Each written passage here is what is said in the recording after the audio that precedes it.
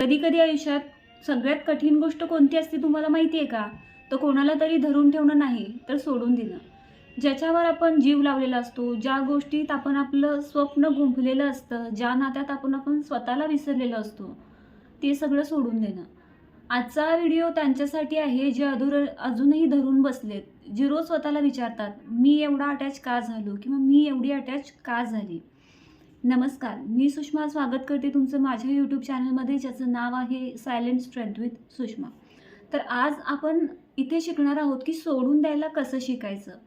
सोडून देणं म्हणजे इंग्लिशमध्ये काय म्हणतो आपण, late them go, but it's not easy. तर काय असतं माहिती आहे का, की धरून ठेवण्याचा त्रास काय असतो त्यालाच माहीत असतो, ज्याने ते गोष्टी धरून ठेवलेल्या असतात. आता आपण काय धरून ठेवतो, तर त्या आठवणींना धरून ठेवतो आणि त्या आठवणींनाच आपण प्रेम समजतो. आपण एखाद्या व्यक्तीला नाही धरून ठेवत, त्या व्यक्तीसोबतचा आपला भूतकाळ धरून ठेवतो. जुने चॅट्स असतील, लेट नाईट कॉल असतील, छोटे मुवमेंट असतील. पण सत्य हे आहे की ती व्यक्ती पुढे निघून गेलेली असते आणि आपण मात्र मागेच अडकलेले असतो. धरून ठेवणं हळूहळू आपल्याला आतून रिकामं करतं. आपली एनर्जी, आपला सेल्फ रिस्पेक्ट, आपली झोप, सगळंच. तुम्हाला मी एक गोष्ट सांगते.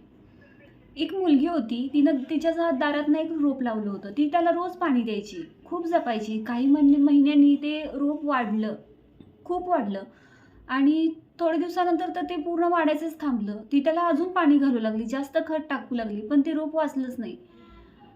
कारण काय माहिती आहे का याचं? तर जास्त प्रेम सुद्धा रोपही मारून टाकतं. म्हणजे जेवण असो वा प्रेम, जास्त झालं की लोक अर्धेच सोडून जातात, तसा प्रकार आहे हा. आता लेट देम गो म्हणजे हार मानणं नाही. आपण सोडून देतोय म्हणून म्हणजे आपण हारलो किंवा आपण वीक आहोत म्हणून सोडून देतोय असं नाही होत. सोडून देणं म्हणजे स्वतःला निवडणं. लेट देम गो म्हणजे त्यांना वाईट म्हणणं नाही, त्यांच्यावर राग करणं नाही. त्याचा अर्थ असा होतो की तू तुझ्या मार्गाने जा आणि मी माझ्या मार्गाने. कधी कधी देव आपल्याकडून काही गोष्टी काढून घेतो, कारण त्याला आपल्याला पुढच्या लेवलवर नेऊन ठेवायचं असतं. आता मी तुम्हाला दुसरी गोष्ट सांगते. एकदा एक माणूस काय करतो की भरलेल्या बसमध्ये चढत असतो आणि त्याच्या हातात खूप सामान असतं. बस काही पुढे सरकत नसते. तेव्हा कंडक्टर म्हणतो की काहीतरी सोडा, तेव्हाच जागा मिळेल. आयुष्यही तसंच आहे. नवीन गोष्टी यायला जुन्या गोष्टी आधी सोडायलाच लागतात. मग त्या वस्तू असो किंवा व्यक्ती. काही वस्तू आठवणी देतात पण दुखावतात. काही व्यक्ती ज्या जवळ असतात पण शांतता देत नाहीत.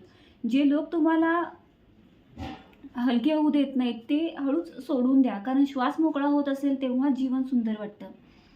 आता मी तुम्हाला तिसरी गोष्ट एक सांगते की एका मुलाने एक काटेरी दोरी घट्ट धरून ठेवली होती. त्याच्या हातातून रक्त येत होतं. कुणी त्याला म्हणलं की अरे सोड, दुखत असेल. तो म्हणाला जर मी दोरी सोडली तर मी हरवेन. पण जेव्हा त्यानं ते सोडलं तेव्हा पहिल्यांदा त्याला आराम मिळाला. मग आता या गोष्टीतून आपण काय शिकायचं, तर स्वतःकडे परत कसं यावं. सोडून दिल्यानंतर एक शांत वेळ मिळतो. सुरुवातीला ती शांतता भीतीदायक असते, पण ते तुमचं हिलिंग प्रोसेस आहे. तिथेच तुम्हाला स्वतःची ओळख मिळते आणि मग आपण आपल्यालाच ओळखायला लागतो, स्वतःची किंमत कळते आपल्याला. मग आता आज तुम्ही स्वतःला एक प्रश्न विचारा की मी धरून ठेवतोय की प्रेम करतोय. जर धरून ठेवणं तुम्हाला दुखावत असेल तर तुम्ही आजपासून सोडून द्यायला शिकायला हवं ना. Let them go, let peace come in. कारण जे खरंच तुमचं असेल ते कधीच तुमच्यापासून दूर जाणार नाही. बरोबर ना? तर मग भेटू अशाच एका छान व्हिडिओमध्ये. तोपर्यंत सबस्क्राईब करा, लाईक करा आणि शेअर करा.